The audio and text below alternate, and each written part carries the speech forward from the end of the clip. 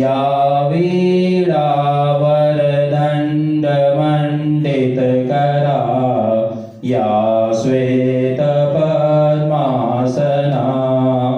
या ब्रह्माच्युतशङ्कर प्रभृतिभिर्देवैः सदा वन्दिता सा मां पातु सरस्वती भगवती नियशेषजाड्यां वहा शुक्लां ब्रह्मविचारसारपरमाम् आद्यां जगद्व्यापिनीं वीणापुस्तकधारिणीमभयदां जाड्यान्धकारापहां हस्ते स्फाटिकमालिकां विदधतीं पद्मासने संस्थितां वन्दे तां परमेश्वरीं भगवतीं बुद्धिप्रदां शारदां बुद्धिप्रदां शारदां बुद्धिप्रदां शारदाम्। वीणा वीणा बजाना बोली माँ तू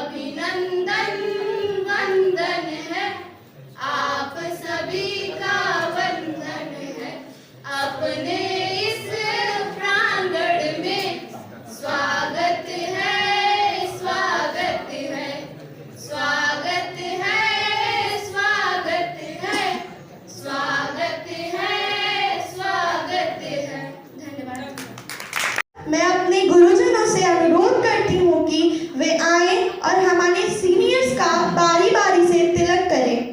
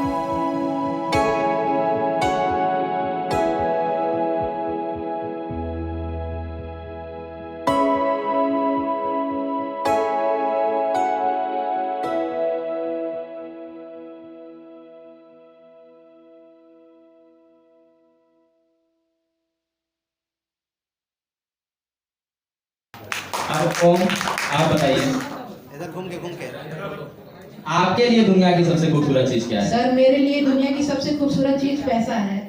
पैसा है? कैसे? सर अगर जेब में बैंक बैलेंस हो तो सब चीज बैलेंस हो जाती है। अच्छी बात है। किसी के लिए सब कुछ बैलेंस करने के लिए बैंक बैलेंस चाहिए, तो किसी के लिए रिश्तों में बैलेंस चाहिए। तो तुम भविष्य में क्या बनना चाहोगे? सर पैसे वाला। पैसे वाला बनना चाहोगे? चलिए बिजनेस करेंगे आप। तो अपने एक ऐसे सपने के विषय में बताओ जिसे तुम पूरा करके सबसे अधिक खुश हो। सर मैं इंडिया का टॉप बिजनेसमैन में जाना चाहूंगा। बहुत अच्छी बात है। लग रहा है मोदी और अडानी की दोस्ती में तुमके शामिल हो गए, ट्रियो बनेगा। पैसा लेकर भाग जाओगे। अक्षर, यस सर। तुमसे भी चर्चा कर ली जाए। तुम बताओ कि तुम्हारे लिए दुनिया की सबसे खूबसूरत चीज क्या है? सर मेरे लिए दुनिया की सबसे खूबसूरत चीज है अपना खुद का आविष्कार। खुद का आविष्कार? तो इसके लिए तुम भविष्य में क्या बनना चाहोगे? सर एक रिवोल्यूशनरी इन्वेंटर जो मेरे पूरे समाज में नई क्रांति ला सके। नई क्रांति ले आ सके? चलिए आप भी क्रांति रहेगी, दंत क्रांति तो मिल ही रहा है। तो आप अपने एक ऐसे सपने के विषय में बताइए जिसे आप पूरा करके सबसे अधिक खुश हो। सर, जो मेरा आविष्कार हो पूरे समाज के लिए उपयोगदायी हो और उसे लोग अपने आसानी से उपयोग कर सके। तो उसके लिए आप क्या करेंगे? सर, मैं टॉप IIT कॉलेज से अपनी पूरी पढ़ाई कर अपने देश की उन्नति में काम करना चाहूँगा। अच्छी बात है, आप इंजीनियर बनेंगे। ठीक है, तो रिंजन आप खड़े हो जाइए। आप बताइए कि आपके लिए दुनिया की सबसे खूबसूरत चीज क्या है? सर, दुनिया की सबसे खूबसूरत चीज है खुद पर विश्वास करना। खुद पर विश्वास करना अच्छी बात है। आज के समय में युवा को ऐसी सोच रखनी चाहिए। तो तुम भविष्य में क्या बनना चाहोगी? आत्मनिर्भर, मैं किसी पर डिपेंडेंट नहीं रहना चाहूंगी और मैं किसी का बोझ नहीं बनना चाहती। आज के समय में एक लड़की को यही सोच रखनी चाहिए कि वो किसी पर बोझ न बने, ना माँ बाप पर शादी से पहले, न दूसरे के माँ बाप पर शादी के बाद। तो आप अपने एक ऐसे सपने के विषय में बताइए जिसे पूरा करके आप सबसे अधिक खुश हो। सर, मैं समाज से महिलाओं का शोषण खत्म करवाना चाहती हूँ और महिलाएं घर के बाहर के साथ साथ घर के अंदर भी सुरक्षित रहे। बहुत अच्छी बात है, धन्यवाद। तो वर्तिका, तुम खड़ी हो जाओ। तुम बताओ तुम्हारे लिए दुनिया की सबसे खूबसूरत। सर, मेरे लिए दुनिया की सबसे खूबसूरत चीज मैं खुद हूँ। चलिए एक और भ्रम अलंकार का प्रदर्शन हुआ कि दुनिया की सबसे खूबसूरत चीज, क्योंकि हर लड़की को आईने में लगता है कि वही दुनिया की सबसे खूबसूरत। तो तुम भविष्य में क्या बनना चाहोगी? सर, मैं और खूबसूरत। और खूबसूरत, हर लड़की की यही आशा है। तो तुम अपने एक ऐसे सपने के विषय में बताओ जिसे पूरा करके तुम सबसे अधिक खुश हो। सर, ज्यादा कुछ तो नहीं है, बस यूनिवर्सिटी बनना है। चलिए, अगर आपकी इच्छा मिस यूनिवर्स बनने की है, ठीक, तो भगवान आपको गैलेक्सी तक पहुंचाए। तो अस्मी, अब तुम बताओ तुम्हारे लिए दुनिया की सबसे खूबसूरत चीज क्या है? मेरे लिए दुनिया की सबसे खूबसूरत चीज है माँ बाप का चेहरा, जो हमें देखकर गर्व महसूस करे। वाह, आज के समय में हर छात्र छात्रा का यही सपना है कि वो अपने माँ बाप का चेहरा गर्व से ऊंचा देखे। तो इसके लिए तुम भविष्य में क्या बनना चाहोगी? मैं देश को गर्व करना चाहती हूँ। उसके लिए क्या करोगी? मैं नीट क्वालिफाई करके एक अच्छी डॉक्टर बनना चाहूँगी। चलिए, अच्छी बात है। तो आप अपने एक ऐसे सपने के विषय में बताइए जिसे आप पूरा करके सबसे अधिक खुश हो। कोई भी मरीज पैसे की वजह से बिना इलाज के न मरे। बहुत अच्छी बात है। आज के लुटेरे समाज में ऐसी सोच रखना भी काफी विरल है। तो देखा आपने, एक कक्षा में हर बच्चा अलग अलग सपने लिए बैठा है। उस सपने को पूरा करने के लिए जुनून अलग है उनके अंदर। तो हर एक बच्चा एक ही क्षेत्र के लिए नहीं बना है। जिसके जैसे सपने हैं उसके लिए वैसा उसका जुनून है। आप अपने सपने के प्रति डेडिकेशन रखिए, उसके लिए काम कीजिए। कोई भी व्यक्ति, आपके माँ बाप अगर आपसे कह रहे हैं कि आप एक ही फील्ड में जाइए, या जो भी कह रहे हैं, तो वो आपके भले के लिए कह रहे हैं, आपके बुरे के लिए नहीं कह रहे हैं। या आपके गार्जियन या आपके गुरुजन जो भी कह रहे हैं, क्यों? क्योंकि वो समाज में देख रहे हैं कि जिस क्षेत्र में आजकल के बच्चे क्वालिफाई करके अच्छे से पोजीशन पे पहुंच रहे हैं, तो कोई आपको ये तो नहीं ना कह रहा है कि आप लेबर बन जाओ। ये आपसे यही ना कहा जा रहा है कि आप IIT कीजिए, नेट क्वालिफाई कीजिए, IAS कीजिए, जो भी आपकी लाइन हो वो आप करिए। ऐसा तो है नहीं। ऐसा तो है नहीं कि आपके गार्जियन आपसे कह रहे कि बेटा आप बड़े हो जाओ और एक अच्छा सा लेबर बन जाना। ऐसा तो है नहीं, आपके अच्छे के लिए कहा जा रहा है। तो आप अपने पोटेंशियल के अनुसार अपने सपने को चुनिए और उस सपने को चुन करके उसके प्रति एक फर्म डिटरमाइंड होकर के डेडिकेशन के साथ उसको पूरा कीजिए। हाँ, लेकिन अगर जो भी बनना है तो फिर वो बन करके दिखाना, बाकी लोगों को गलत साबित करके दिखाना। Thank you. ऊंचे देख, सपने देखने ही हैं तो ऊंचे देख, नीचा दिखाने के लिए लोग हैं, अपने अंदर जुनून की चिंगारी भड़का जलने के लिए लोग हैं। Thank you sir for this beautiful drama with full of passion. पर उससे पहले इसे थोड़ा और इंटरेस्टिंग बनाते हैं और हम चाहते हैं कि आप लोगों से एक पहेली की जाए। तो पहेली तो हम पूछेंगे, जो भी चाहे इसका आंसर बता सकता है। तो पहेली कुछ इस प्रकार है कि ऐसी कौन सी चीज है जो हम भी देख सकते हैं, आप भी देख सकते हैं, हमारे बीच उपस्थित सभी लोग देख सकते हैं, अंधा भी देख सकता है और एक आंख वाला भी देख सकता है। सही कहा आपने। ड्रीम्स, जिसे सबको देखने का अधिकार है। ड्रीम्स जो आप भी देख सकते हैं, हम भी देख सकते हैं और सभी लोग देख सकते हैं। एक अंधा भी ड्रीम रखता है कि वो देख पाए, एक आंख वाला भी ड्रीम रखता है कि काश उसकी दो आंखें होती।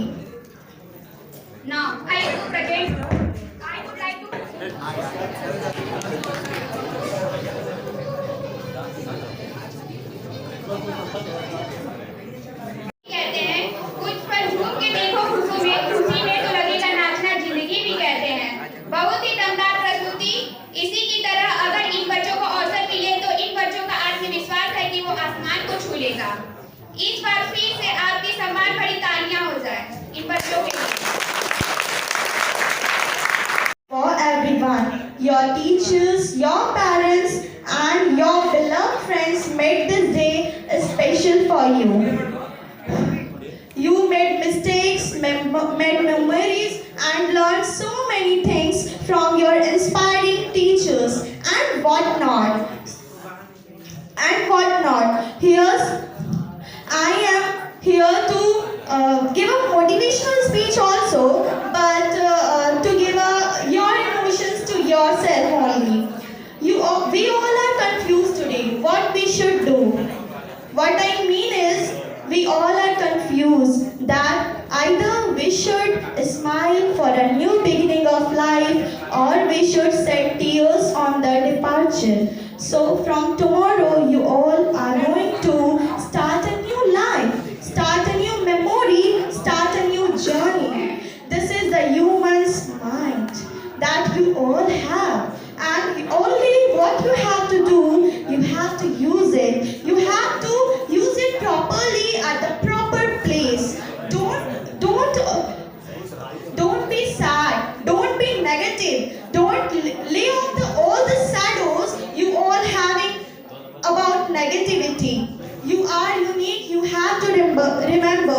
Believe in yourself. Be in yourself.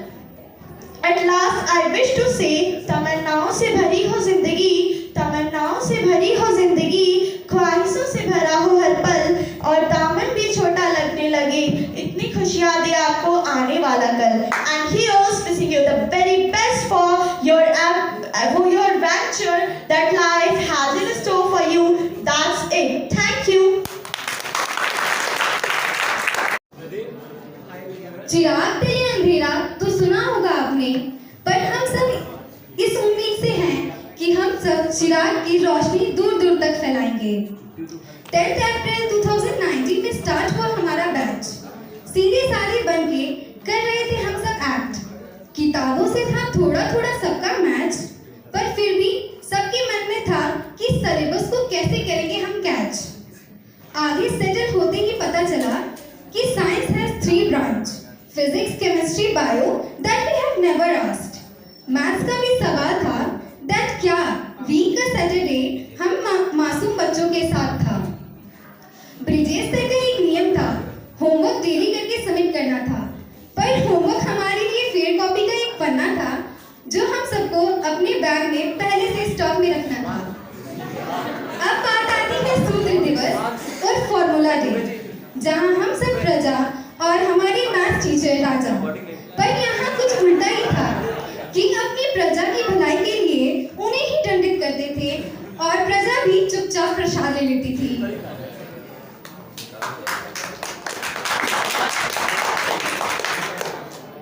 Formula day के नाम से ही हम सबके पैर कांपते थे. Formula day was not the day, it was a youth day. पर ये आज तक समझ नहीं आया कि तैयारी तो पूरी रहती थी, पर भूल क्यों जाते थे. अब बात आती है हमारी बैच की, जो लकीस्ट बैच थी.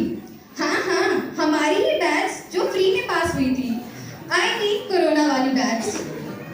चलो अब बात आती है 2020 की. ये वही साल है जब कोरोना मामा, हाँ बैच 2021 के प्यारे मामा, अपने प्यारे से बैच को बचाने आए थे. तो शुरुआत होती ही स्टार्टिंग में ही लॉकडाउन लग जाता है. एंड एज चिरागियंस हम सब सीरियस स्टूडेंट बनकर ऑनलाइन क्लास ज्वाइन कर लेते हैं. पर ऑनलाइन क्लासेस में भी हमें वही डर कि हम होमवर्क कैसे कंप्लीट करेंगे. ईयर के लास्ट तक, डेट शीट आने तक, सारी तैयारी हो जाने के बाद तक, फिर से न्यू डेट शीट आने तक ये भरोसा था कि एग्जाम होंगे. पर हमारे प्यारे कोरोना मामा ने एग्जाम पोस्टपोन नहीं, कैंसिल ही करवा डाला. अब बात आती है हमारी फर्स्ट ईयर, जब हम सब super most second seniors, I mean हम लोग जब 11th में थे. ये साल जितना ही सीधा उतना ही लंबा था. IIT और नीट का रास्ता इतना भी आसान ना था. यशराज सर ने 11th की कमान संभाली और बर्नौलीज थ्योरम अच्छे से पूरी समझा डाली. इलास्टिसिटी में एक टॉपिक था स्ट्रेस, जिसकी definition force per unit area था. पर किसे पता था कि 11th का ये टॉपिक पूरे सिलेबस को ही स्ट्रेस बना डालेगा. सेंसस पढ़ाने वाले एस.के. पांडे सर, जो प्रेजेंट, पास्ट, फ्यूचर के बारे में पढ़ाते थे, वो बच्चों के फ्यूचर के बारे में सोचते थे। 12th के स्टार्टिंग से लेकर एंडिंग तक हम सब सिलेबस कंप्लीट करते थे। साइन थीटा, कॉस थीटा को साइन 2 थीटा और कॉस 2 थीटा में गायब हो गया, पता ही ना चला। लिख कर पढ़कर हथेली पे अल्फा बीटा गामा का छाला, कॉन्सेंट्रेटेड H2SO4 ने पूरा बचपन जला डाला। Beautiful poem.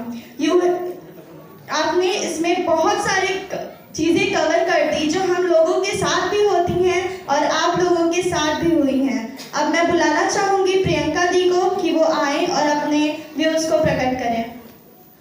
आज मैं अपने कोचिंग के बारे में अपने एक्सपीरियंस को शेयर करने जा रही हूँ। पहली बात तो वो जब हम इस कोचिंग में आए थे, मेरे लिए वो मेरी लाइफ का सबसे खास दिन था 7 जुलाई 2018 जब हम इस कोचिंग में आए थे। कोचिंग में आने से पहले हमें कुछ नहीं पता था, मैं नॉर्मल रहती थी। जब यहाँ पे आए तो लोगों को देखे कि लोग यहाँ पे क्लास के अलावा जहाँ पे भी जगह मिला, सीढ़ियों पे दरी बिछा के जहाँ भी जगह मिला सब लोग बैठ के पढ़ाई कर रहा था। हमें तो यहाँ की दुनिया ही बहुत अजीब लगी, बट फिर धीरे धीरे हम भी उसी में ढल गए, हम भी वही करने लगे। मेरा फर्स्ट पढ़ने का जो स्टार्टिंग था वो मेरे फर्स्ट फार्मूला डे से स्टार्ट हुआ था।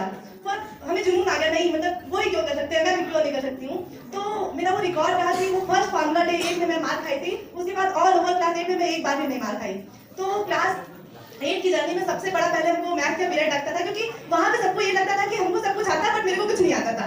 इवन जब क्लास में फर्स्ट डे डिवीजन पढ़ाया जा रहा था तो भैया सामने लोगों को क्वेश्चन दे रहे, लोग क्वेश्चन सॉल्व कर रहे हैं और डिवीजन का क्वेश्चन था और मैं बैठ के उसको हाफ करे जा रही हूँ, क्योंकि मुझे डिवीजन आती ही नहीं थी। मैं उसको मतलब 512 था तो उसको आधा 500 का 250 12 का 4 से करके मैं कैलकुलेट करके लिखती जा रही थी, तो मेरे को नहीं आती थी।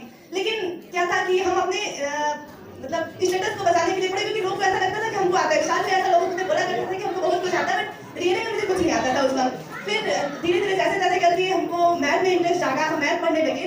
जब स्टार्टिंग में आए थे तो इंग्लिश की क्लास में रितेश सर नॉर्मली सबसे इंट्रोडक्शन लेते थे, तो वहाँ पे इजी था, वो कवर अप करना इजी था, तो इंग्लिश की क्लास मुझे बहुत अच्छा लगता था। फिर उसके बाद इंग्लिश में मेरा क्या था कि हम चीज़ों को फ्लुएंटली पढ़ नहीं पाते थे, बोल नहीं पाते थे। तो मतलब जब रितेश सर पढ़ाना स्टार्ट किया, जो रियल वाला पढ़ाई होती है वो स्टार्ट की, तो मुझे इंग्लिश में बहुत डर लगने लगा। इंग्लिश का क्लास बहुत लेजी लगने लगा, कंफ्यूजन, स्पेलिंग में कंफ्यूजन, बोलने में कंफ्यूजन। फिर कोई नहीं, इंग्लिश को हम कभी इंग्लिश को एक लैंग्वेज क्वेश्चन ऐसा लर्न करने के मकसद से कभी पढ़े ही नहीं। इंग्लिश को हम एक पैशन की तरह पढ़े, क्योंकि हमें इंग्लिश बोलना था। मतलब रितेश सर का वो जुनून, वो इतनी तेजी से बोलने का वो तरीका मुझे बहुत पसंद आया। तो मैं यहाँ पे इंग्लिश स्पीकिंग क्लास तो नहीं ज्वाइन कर पाई, बट मैं घर पे ही कन्वर्सेशन, वर्ड मीनिंग वगैरह से इतना कर लिया कि मतलब सामने से कोई आ जाए तो उसके सामने मैं बोल सकती हूँ, इतना कर। आप हमारे सबसे अच्छे शिक्षक हैं और आप हमेशा हमारे दिलों में रहेंगे। सर, आप हमारे सबसे ज्यादा आत्मसमर्पित शिक्षक हैं, जिन्होंने हमें हमेशा अनुशासन व नियम का पालन सिखाया। आपने अपने सहयोग व रचनात्मक मस्तिष्क आएगा, हौसला वो मंजर भी आएगा, प्यासे के पास चलकर समंदर भी आएगा। थक कर ना बैठ ए मंजिल के मुसाफिर, थक कर ना बैठ ए मंजिल के मुसाफिर, मंजिल भी मिलेगी और मिलने का मजा भी आएगा। ऐसे ही हौसले भरी कहानी को हमारे सामने कक्षा 11 की छात्रा मुस्कान बात प्रस्तुत करने जा रही है। बंदिया रे बंदिया, बंदिया रे बंदिया, राह पे चली बंदिया। बंदिया रे बंदिया, बंदिया रे बंदिया, राह पे चली बंदिया। रुक जा रे बंदिया, ये रात जरा सी है, बात समझ बंदिया, कुछ देर ही बात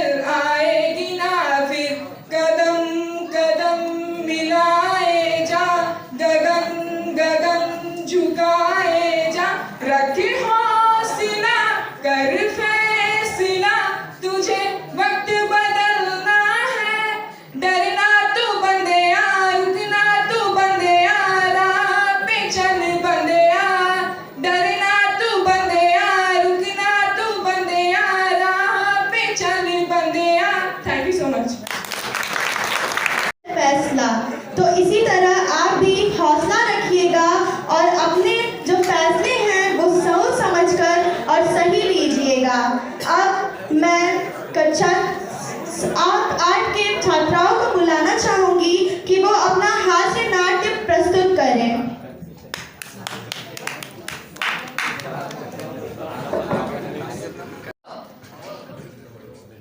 हाँ तो बेटा धर्मेंद्र, हाँ बोलिए गुरुजी।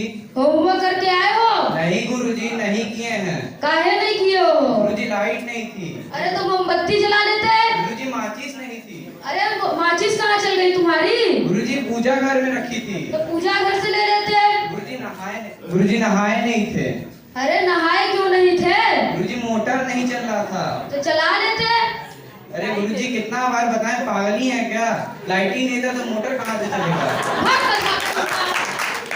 हाँ तो बेटा महेंद्र जी। गुरुजी आओ, मैं तुमसे एक सवाल पूछता हूँ। जी गुरुजी बताओ, एक तरफ पैसा है और दूसरी तरफ ज्ञान, तो तुम क्या लोगे? हम पैसा लेंगे गुरुजी। हाँ मुझे पता था, अगर तुम्हारी जगह मैं होता तो ज्ञान लेता। हाँ गुरुजी, जिसके पास जो नहीं होगा वो तो वही लेगा। हाँ तो बेटा सुखेंद्र जी गुरुजी। सामने मुड़ जा, सामने। एक बात बताओ, सबसे तेज उड़ने वाला पक्षी कौन है? गुरुजी हाथी है। हाथी? नालायक, ये बता तेरे पापा क्या कहते हैं? दाऊद इब्राहिम के शूटर है गुरुजी। दाऊद इब्राहिम का शूटर? लिखो बच्चों लिखो, सबसे तेज उड़ने वाला जानवर हाथी। हाथी है, हाथी लिखो। हाँ तो बेटा कालीचरण,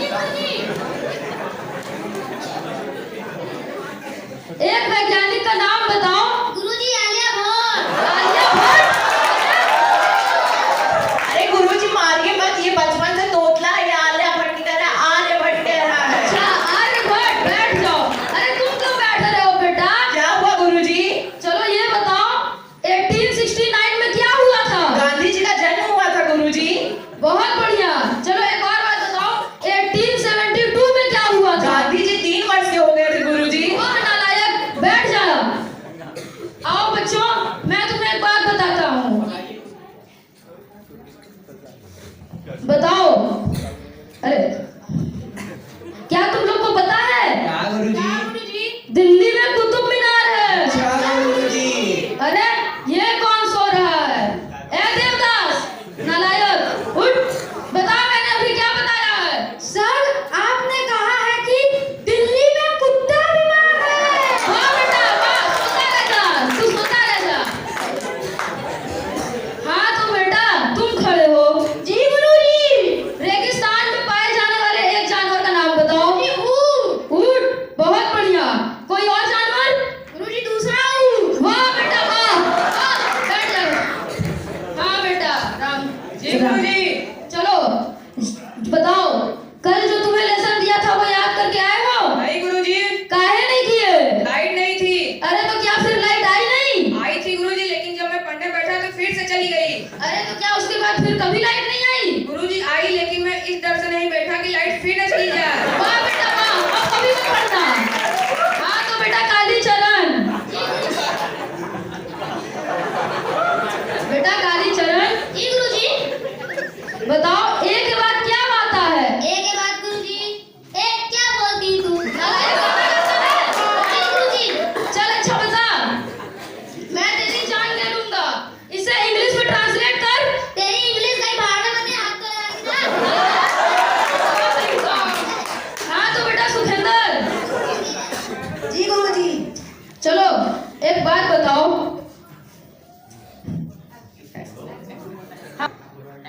इंपोर्ट में क्या अंतर है? गुरुजी इंपोर्ट मतलब सोनिया गांधी और एक्सपोर्ट मतलब सानिया मिर्जा। अच्छा बेटा, एक बार सोच समझ के आंसर दो। एकदम सोच के समझ लिए गुरुजी। अच्छा चलो एक और बात बताओ, जिससे हम सबको शिक्षा मिलती हो। उसने मुझे कॉल किया, सॉरी मैंने उसे कॉल किया तो उसने नहीं उठाया।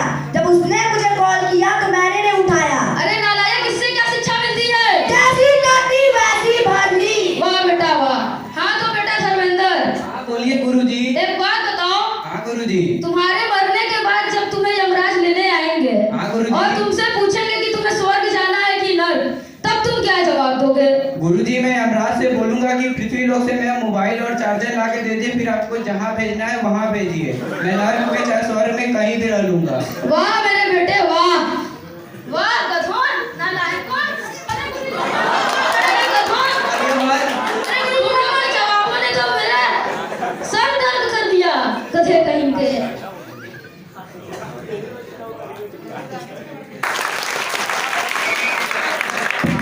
लहरों से डर कर नौका पार नहीं होती, कोशिश करने वालों की हार नहीं होती, कोशिश करने वालों की हार नहीं होती। लहरों से डर कर नौका पार नहीं होती, लहरों से डर कर नौका पार नहीं होती, कोशिश करने वालों की हार नहीं होती। नन्ही चींटी जब दाना लेकर चलती है, नन्ही चींटी जब दाना लेकर चलती है, चढ़ती दीवारों पर 100 बार फिसलती है, चढ़ती दीवारों पर 100 बार फिसलती है। मन का विश्वास रगों में साहस भरता है, मन का विश्वास रगों में साहस भरता है, चढ़कर गिरना गिरकर चढ़ना ना अखरता है। आखिर उसकी मेहनत बेकार नहीं होती, आखिर उसकी मेहनत बेकार नहीं होती, कोशिश करने वालों की हार नहीं होती। लहरों से डर कर नौका पार नहीं होती, कोशिश करने वालों की हार नहीं होती।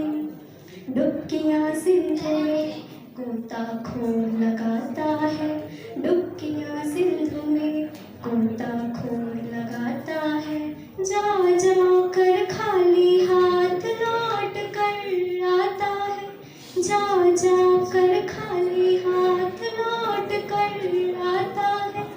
मिलते रही सहज ही मोती गहरे पानी में, मिलते रही सहज ही मोती गहरे पानी में, बढ़ता दुगना उत्साह इसी हैरानी में। मुट्ठी उसकी खाली हर बार नहीं होती, मुट्ठी उसकी खाली हर बार। अधूरों पर तेरे मुस्कान होए, भुजाएं तेरी बलशाली होए, सुकर्मों की पूंजी भरी जिंदगी हो, सुमंगल बने ये जीवन तुम्हारा, करूं प्रार्थना करूं प्रार्थना। बच्चों, जितना समय एग्जाम में करो क्या कि जितना आपने अध्ययन करके ज्ञान अर्जित किया उसका सही उपयोग कर दो काम। कभी कभी होता है कि ये ज्ञान था, ये सही था, गलती मुझसे हो गई, उसमें कारण बनता है तुम्हारे अंदर एक डर पैदा हो जाता है।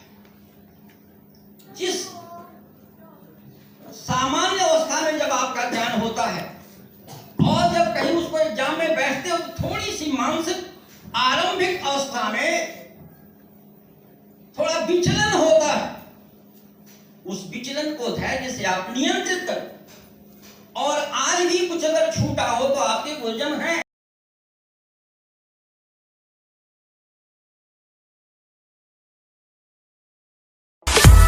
Good evening to teachers, seniors and all dear my friend. जिंदगी दी है तो जीने का हुनर भी देना, पाँव वक्त से है तो तोहफे के सफर भी देना। गुफ्तगू तूने सिखाया है, मैं चुप थी अब मैं बोलूंगी तो बातों में असर भी देना। तुम हो तो अंशुमन है, तुमसे या अंशुमन है, तुम हो तो हमारे अफसाने हैं, हमारे कामयाबी के किस्से हैं। तुम हो तो एक अजीब मुस्कुराहट है, एक दरिया दिली है। टीचर हर मुश्किल सवालों को आसानी से समझाते हो, इतनी मोहब्बत तुम कहाँ से लाते हो। तुम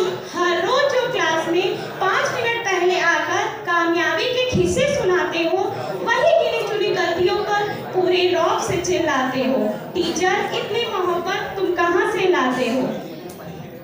तुम कभी डांट डपट कर प्यार जताते हो, कभी रोक टोक कर चलना सिखाते हो। कभी डांट डपट कर प्यार जताते हो, कभी रोक टोक कर चलना सिखाते हो। कभी काली स्लेट पर चाक से उज्जवल भविष्य दिखाते हो। टीचर इतनी मोहब्बत तुम कहाँ से लाते हो? कभी ढाल बनकर मुश्किलों से चलना सिखाते हो, कभी ढाल बनकर मुश्किलों से चलना सिखाते हो। कभी हक के लिए लड़ना सिखाते हो, कभी टॉपिक टेस्ट की कॉपी चेक करके, कभी गलती बताकर, कभी गलती बचाकर एक सच्चे गुरु का फर्ज निभाते हो। टीचर हर मुश्किल सवालों को आसानी से समझाते हो। इतनी मोहब्बत तुम कहाँ से लाते हो? कभी माता पिता पर दी सलाह, कभी दोस्त बनकर हौसला बढ़ाते हो। टीचर हर मुश्किल सवालों को आसानी से समझाते हो। इतनी मोहब्बत तुम कहाँ से लाते हो? बार बार असफलताओं को चुनौती से स्वीकारते हो, बार बार असफलताओं को चुनौती से स्वीकारते हो। बार बार क्या कमी रह गई देखते ही सुधारते हो। कभी हर शनिवार को फॉर्मूला डे मनाते हो। टीचर हर मुश्किल सवालों को आसानी से समझाते हो। तुम हर रोज जो ट्रांसलेशन की पहेलियों में उलझाते हो, तुम हर रोज जो ट्रांसलेशन की पहेलियों में उलझाते हो, फिर खुद ही सुलझा देते हो। टीचर इतनी मोहब्बत तुम कहाँ से लाते हो? जब तक न सफल हो उसे बार बार बताते हो। टीचर इतनी मोहब्बत तुम कहाँ से लाते हो? धन्यवाद। सच कहा गया है इस कविता में, शिक्षक वो होते हैं जो अक्षर अक्षर हमें सिखाते, अर्थ बताते, कभी प्यार से कभी डांट से जीवन जीना हमें सिखाते। धन्यवाद हर्षिता इस खूबसूरत सी कविता के लिए। भूल न पाओगे तुम ना हम भूल पाएंगे, जो दिन है गुजारे साथ ही साथ वो याद आएंगे। जो दिन है गुजारे साथ ही साथ वो याद आएंगे। ना भूल पाओगे ना हम भूल पाएंगे, याद आएंगे वो सब याद आएंगे। जब हम छोटे थे यह दिल छोटा था, बने आपके जैसा यह दिल सोचा था। जब हम छोटे थे यह दिल छोटा था, बने आपके जैसा यह दिल सोचा था। सपनों में जो पंख लगे पिलाओ का दिल जश्न मनाएंगे हम। पड़े जरूरत हमसे कहना तारे तोड़ लाएंगे। जो दिन है गुजारे साथ साथ वो याद आएंगे। ना भूल पाओगे ना हम भूल पाएंगे, याद आएंगे वो सब याद आएंगे। भूल न पाओगे तुम ना हम भूल पाएंगे।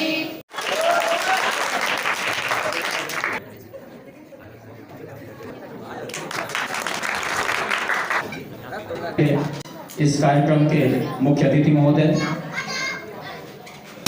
इस चिराग कोचिंग सेंटर के संरक्षक महोदय, संचालक महोदय, भविष्य के निर्माता अध्यापक बंधुओं एवं भविष्य के सूत्रधार कर्णधार प्यारे बच्चों, जैसा कि आप सभी लोगों को विदित है कि आज हम सभी लोग यहाँ पर विदाई समारोह के लिए एकत्रित हुए हैं। और किसी भी संस्था के लिए विदाई समारोह निश्चित रूप से बड़ा ही भावुक पल होता है। एक तरफ मन में यह हर्ष होता है, उल्लास होता है कि एक बैच अनवरत परिश्रम के बाद अपने लक्ष्य की ओर अग्रसर हो रहा है, तो साथ ही मन के किसी न किसी कोने एक कसक होती है, एक बिछोड़ने का कष्ट होता है, जो यह तकलीफ देता है कि यह एक बैच भी हमसे दूर हो रहा है। लेकिन यह संसार का क्रम है जब हम आगे की ओर अग्रसर होते हैं तो रास्ते पीछे छूटते जाते हैं। यह क्रम है, तो इसका निर्वहन करना भी जरूरी है। और जैसा कि आज का यह कार्यक्रम आप लोगों के लिए आयोजित किया गया है, 12th के बच्चों के लिए आयोजित किया गया है, तो संपूर्ण कोचिंग परिवार की ओर से मैं आपको ढेर सारी शुभकामनाएं देता हूं। और कोचिंग परिवार की ओर से मैं यह कामना करता हूं कि आप जहां भी रहें, जैसे भी रहें, स्वस्थ रहें, खुशहाल रहें और निरंतर सफलता के नए आयामों को हासिल करते रहें, प्राप्त करते रहें। इस कोचिंग का सिर्फ इतना ही उद्देश्य नहीं है कि आपको शिक्षा प्रदान किया जाए। शिक्षा के साथ ही साथ आपके अंदर मूल्य, जिसको इंग्लिश में वैल्यू कहते हैं, चरित्र, इन सभी चीजों का निर्माण करना भी यह हमारा निरंतर उद्देश्य रहा है। और मैं हमेशा से ही विदाई समारोह में एक छोटी सी कहानी जरूर सुनाता हूँ। और उस कहानी तो छोटी सी है, लेकिन उसका उद्देश्य बड़ा ही गहरा है, बड़ा ही अगाध है। कहानी गुरु नानक से संबंधित है। गुरु नानक और उनका शिष्य मर्दाना, पिछले सिलेबस में, अब वर्तमान में सिलेबस अंग्रेजी में नहीं रहा, लेकिन पिछले सिलेबस में ये कहानी क्लास 10th के इंग्लिश में थी।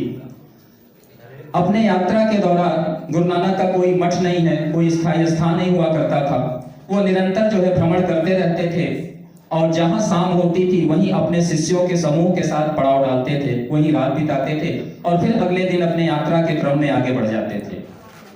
तो इसी निरंतर यात्रा के क्रम में एक दिन गुरु नानक और उनके शिष्यों का समूह एक गांव के पास पहुंचा। शाम हो चली थी तो गुरु नानक ने अपने शिष्य, जिसका नाम था मर्दाना, उससे कहा कि जाओ मर्दाना, देखो सामने वाले गांव में हमारे रुकने की कुछ व्यवस्था करो, वहां के नागरिकों से बता दो कि मैं आया हुआ हूँ। मर्दाना गांव में पहुंचा और सामने जो कुछ भी नागरिक दिखाई पड़े, गांव वाले दिखाई पड़े, उन ग्रामीणों से उसने कहा कि गुरु नानक जी आए हुए हैं, गुरु जी आए हुए हैं, कृपया इनके रहने के लिए कुछ व्यवस्था की जाए। उस गांव के लोगों ने इस बात को सुना और सुनने के बाद उन्होंने कोई विशेष दिलचस्पी नहीं दिखाई। जो जिस काम में लगा हुआ था अपने अपने काम में लगे रहे। शाम हुई, कोई गुरु नानक जी के पास नहीं आया, कोई बात नहीं, कोई संवाद नहीं, कोई स्वागत नहीं, कोई सत्कार नहीं। अंतिम में विवश होकर के गुरु नानक जी और उनके शिष्यों को एक खुले आकाश के नीचे मैदान में रात बितानी पड़ी। सुबह जब उस गांव से प्रस्थान का समय आया तो गुरु नानक जी ने जो है गांव वालों को आशीर्वाद दिया कि ईश्वर करें आप सभी लोग बड़े ही खुशहाली के साथ, बड़े ही संपन्नता के साथ इस गांव में बने रहिए। यह बात मर्दाना के गले से नहीं उतरी। उसे बड़ा अजीब लगा कि इन गांव वालों ने हमारे साथ रत्ती भर भी अच्छा व्यवहार नहीं किया, फिर भी गुरु नानक जी इनको इतना अच्छा आशीर्वाद दे रहे हैं। लेकिन जैसा कि गुरु और शिष्य की परंपरा होती है कि हम सभी लोग मर्यादाओं से बंधे रहते हैं, इसलिए उसने अपने गुरु के किसी भी आशीर्वाद पर कोई प्रश्न चिन्ह नहीं लगाया।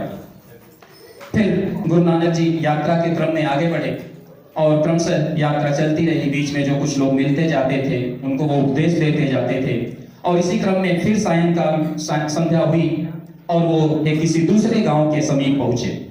फिर उसी क्रम में उन्होंने जो है मर्दाना से कहा, मर्दाना देखो सामने कोई गांव दिख रहा है, संध्या हो चली है, तो काम करो जाकर के वहां कहो कि मैं आया हूं, हो सकता है कुछ रुकने की व्यवस्था हो जाए। और मर्दाना उस गांव में गया और जो भी व्यक्ति मिले उसने उनसे यह संदेश दिया कि गुरु नानक जी पधारे हुए हैं। और जैसे ही उन ग्रामवासियों ने सुना कि गुरु नानक जी पधारे हुए हैं, जो जैसे था, जिस काम में लगा हुआ था, सारे काम को छोड़ करके सब दौड़ पड़े उनके सेवा सत्कार के लिए। मानो आपस में ग्रामीणों के पीछे होड़ लग गई कि गुरु नानक जी मेरे घर ठहरेंगे, मेरे घर ठहरेंगे। सब आपस में विवाद करने लगे, नहीं मैं इनको अपने घर ले चलूंगा, मैं इनका सेवा करूंगा, मैं इनको खिलाऊंगा, मैं इनको बैठाऊंगा। तो गुरु नानक जी ने सबको समझाया, देखो भाई मैं किसी एक के ही घर जा सकता हूँ, तो आपस में निर्धारित कर लो आपसी सामंजस्य के अनुसार कि मैं किसके साथ चलूं। तो अंतिम में उस गांव के जो मुखिया थे उनके घर गुरु नानक जी गए सबकी सहमति के साथ। और पूरे ग्रामीण जो है अपने स्वेच्छा से, अपने सेवा भाव और अपने प्रेम से, श्रद्धा से कुछ न कुछ उनके लिए बना करके लाना, खिलाना, सेवा भाव, मानो देर रात तक उनका सेवा करते रहे। अंतिम में गुरु नानक जी ने निवेदन किया कि आप सभी लोग अब शयन करें और फिर प्रातः मुलाकात होगी। गुरु नानक जी रात भर विश्राम किए। अगले दिन उनके जगने से पहले ही ग्रामीण वहां लाइन लगाए उनके पुनः सेवा के लिए खड़े थे। वो जगह बड़ा गदगद हुए और जब वो उस गांव से प्रस्थान का समय आया तो गुरु नानक जी ने गांव वालों को आशीर्वाद दिया, ईश्वर करें कि इस गांव के सारे नागरिक पूरे देश दुनिया में तितर बितर हो जाएं, कोई इस गांव में न रहे। यह बात सुनते ही मर्दाना को घोर आश्चर्य हुआ और पिछले गांव वाला आशीर्वाद तो सुन करके उसने थोड़ा धैर्य रख लिया था, लेकिन इस गांव वाले आशीर्वाद को सुन करके वो खुद पर नियंत्रण नहीं रख सका और बड़े ही विनम्र भाव से उसने गुरु जी के सामने हाथ जोड़ा और कहा कि गुरु जी, मेरे मन में एक प्रश्न है और गुरु जी का यह कर्तव्य है कि हर शंका का समाधान करें, तो कृपया मेरे इस प्रश्न का समाधान करिए। उन्होंने कहा पूछो। तो मर्दाना ने पूछा कि पिछले गांव वाले जो कि निहायत स्वार्थी थे, जिन्होंने हमको न एक गिलास पानी पूछा, न रुकने ठहरने की कोई व्यवस्था की, उनको आपने इतना अच्छा आशीर्वाद दिया कि वे खुशहाली पूर्वक, प्रसन्नता पूर्वक, संपन्नता पूर्वक अपने गांव में जीवन यापन करें। और दूसरे गांव वाले जिन्होंने हमारे साथ इतना अच्छा व्यवहार किया, उनके लिए आपने आशीर्वाद दिया कि पूरे देश दुनिया में तितर बितर हो जाए, कोई इस गांव में नजर न आवे। ये क्या बात हुई? तब गुरु नानक जी मुस्कुराते हुए कहे कि सुनो, पहले गांव वाले स्वार्थी थे, वे आतिथ्य सत्कार नहीं जानते थे, किसी प्रकार की कोई अच्छी आदत उनके अंदर नहीं थी, इसलिए मैंने उनको आशीर्वाद दिया कि वे अपने गांव में ही बने रहें, क्योंकि अगर वो कहीं जाएंगे तो अपनी गंदी आदतों को, बुरी आदतों को हर जगह फैलाएंगे। अगर वो गांव में रहेंगे तो उनकी बुराई सिर्फ गांव तक ही सीमित रहेगी। और दूसरे गांव वाले जो कि निहायत अच्छे थे, उनको मैंने आशीर्वाद दिया कि वो पूरे देश दुनिया में तितर बितर हो जाएं, अर्थात वो जहां भी जाएंगे अपने अच्छाई के प्रकाश से सबको प्रकाशित करेंगे। अर्थात इस कहानी को बताने का उद्देश्य यह है कि आप खुद तय करिए कि क्या आप पहले गांव वालों जैसा बनना चाहते हैं कि आप दूसरे गांव वालों जैसा बनना चाहते हैं, कि आप हर जगह जाएं तो आपके अच्छाई के प्रकाश से हर व्यक्ति प्रकाशित होना चाहे। तो जब आप यहाँ से जाएं तो यह उद्देश्य होना चाहिए कि चिराग कोचिंग के बच्चे जहां भी खड़े हों, जहां भी हों, जैसे भी हों, यहाँ के शिक्षाओं, संस्कारों और अनुशासन को हर जगह जो है प्रचारित प्रसारित करें। यह आपका उद्देश्य होना चाहिए। तो आपको उसी दूसरे गांव वाले नागरिक जैसा बनना है, जिससे कि हर व्यक्ति ये आकांक्षा करे, हर व्यक्ति आपसे यह उम्मीद करे कि आप हर जगह जाइए और जा करके अपने अच्छाई को फैलाइए। तो शिक्षा का उद्देश्य सिर्फ इतना ही नहीं है कि ज्ञानार्जन करें, पैसा कमाएं और उद्देश्य को प्राप्त कर लें, यह प्रथम उद्देश्य है, लेकिन इसके साथ ही साथ इसका समानांतर उद्देश्य यह भी है कि हम अपने साथ अच्छाइयों का भी निर्वहन करें और उसको भी लोगों के बीच प्रचारित प्रसारित करें। इस कोचिंग का एक विशेष उद्देश्य रहा है अनुशासन। शायद मुझे नहीं लगता है कि कोई दूसरा कोचिंग होगा जहां पर इस तरीके से बच्चों को डंडा मारा जाता होगा। हर कोचिंग वाले संभालते हैं कि अगर मैं बच्चों की पिटाई करूंगा तो छोड़ करके भाग जाएंगे, लेकिन इसका एकमात्र यही उद्देश्य है कि आपको तराशने की जरूरत थी। अब 12th के बाद चले जाओगे, हो सकता है इतने सालों में बात न समझ पाए हो, लेकिन एक कुम्हार क्या करता है, जब कुम्हार घड़ा बनाता है या कोई भी मिट्टी का पात्र बनाता है तो वह बीच बीच में देखो उस बर्तन को संभालता रहता है और ठोकता रहता है, हाथ से उसको थपथपाता रहता है। तो ये जो थपथपाने की परंपरा है, अर्थात बीच बीच में आपको डंडा मारना या बीच बीच में आपको किसी भी रूप से जो दंड दिया जाता है, सजा दी जाती है, उसका एकमात्र उद्देश्य यही है कि उसी कुम्हार जैसे जो कि कच्चे घड़े को संभालता है, आपको संभाला जाता है।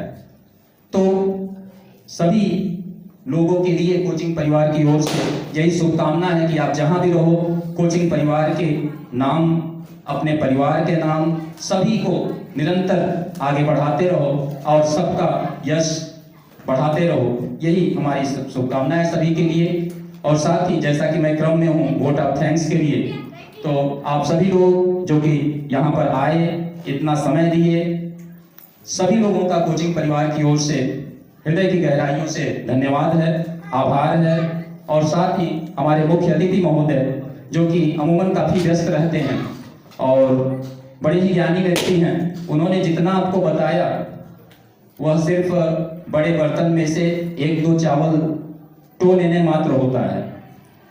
मतलब अगर वो कहीं बोलते हैं तो समय की सीमाएं नहीं रहती। जब मैंने उनसे निवेदन किया कि कुछ बच्चों को आशीर्वाद दे दीजिए तो उन्होंने पूछा कि समय बताइए, क्योंकि मुझे पता है, आपको नहीं पता होगा। मुझे पता है कि जब वो बोलते हैं तो उनके पास इतना अगाध और इतना असीमित ज्ञान है कि वहाँ समय की सीमाएं नहीं होती हैं। तो मैं भी ज़्यादा समय नहीं लूँगा और बस चंद लाइनों के साथ मैं इस कार्यक्रम का समापन करूँगा कि जब भी बुलाऊं आपको आते रहें सदा, जब भी बुलाऊं आपको आते रहें सदा, आकर यहाँ की शान बढ़ाते रहें सदा। दुख दर्द जो भी हो हम सभी के नाम कीजिए, दुख दर्द जो भी हो हम सभी के नाम कीजिए। हम चाहते हैं कि आप मुस्कुराते रहें सदा, हम चाहते हैं कि आप मुस्कुराते रहें सदा। धन्यवाद।